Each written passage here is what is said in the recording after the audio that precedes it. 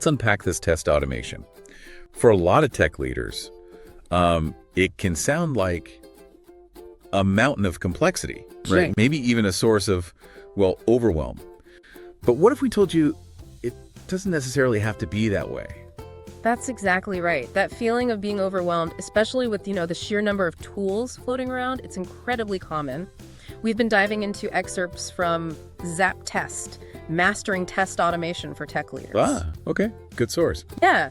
And our mission today really is to extract a clear path forward for you, whether you're maybe just dipping your toes into automation or, looking to seriously scale up what you're already doing. Right. So when you're staring down that kind of complexity, where does the source say to even begin? It really hammers home this first step. Start smart. Mm-hmm. And this isn't just about listing some goals. It's more about getting real strategic clarity. It seems lots of organizations jump in just because automation sounds good. Exactly. They miss that key inside automation should be a means to an end, a strategic one. Right. The source even points out how if your goals aren't aligned, you can actually end up adding complexity. So this first phase, it's kind of a critical de-risking step. Absolutely. Are you really aiming for, say, faster release cycles, genuinely better test coverage, or maybe just freeing up your best engineers from all that manual repetitive stuff? And what's really interesting then, once those goals are clear, is how the material positions ZAPTEST to tackle that tool overload problem we mentioned. Okay. They call it one tool, full coverage. And beyond just having fewer tools, the real impact seems to be how it shifts the operational burden. How so? Well, it's not just fewer logins, right? It's about potentially eliminating the finger pointing between different tool vendors, maybe simplifying the skills your team needs. Ah, okay. Accelerating adoption that way. Precisely. This unified platform, it handles web, mobile, desktop, and API automation.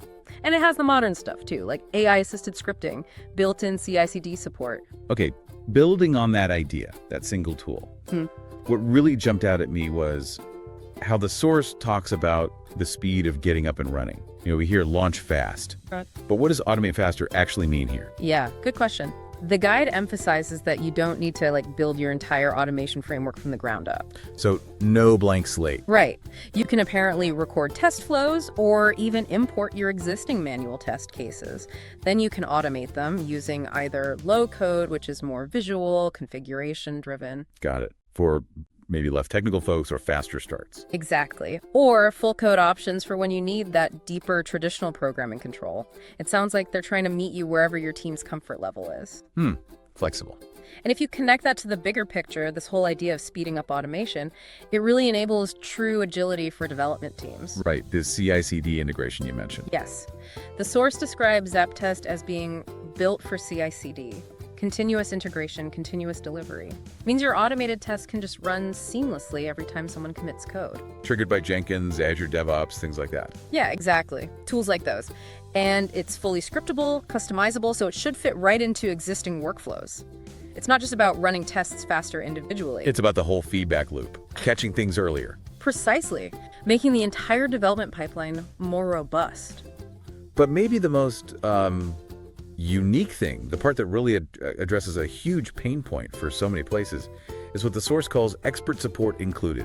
Ah, yes. That's a big one. This isn't just like a knowledge base or a standard help desk ticket system. That's the claim. Providing training, advising on strategy, end-to-end support for the rollout. Wow. Okay, that could be a game changer. Definitely for getting started, de-risking things. Yeah. But does the source talk about potential downsides, like becoming too dependent, or how you eventually build that expertise in-house? That's a fair point. The source frames it less as creating dependency and more as accelerating your own team's learning curve.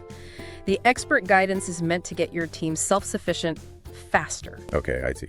An accelerator, not a crutch. That seems to be the idea. It reinforces their overall promise. Automation should be fast, scalable, and, crucially, supported.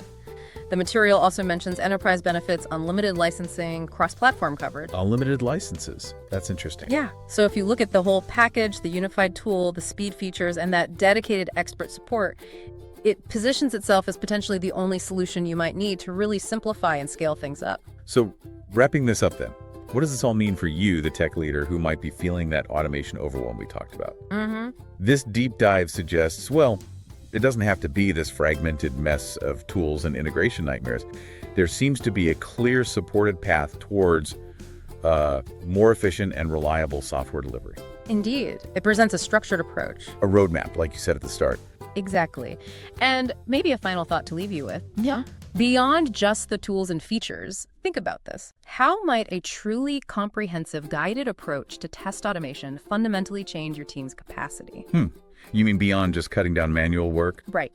Could it change their ability to innovate, to take calculated risks, to build and deploy with more confidence, knowing the safety net is robust, something to consider?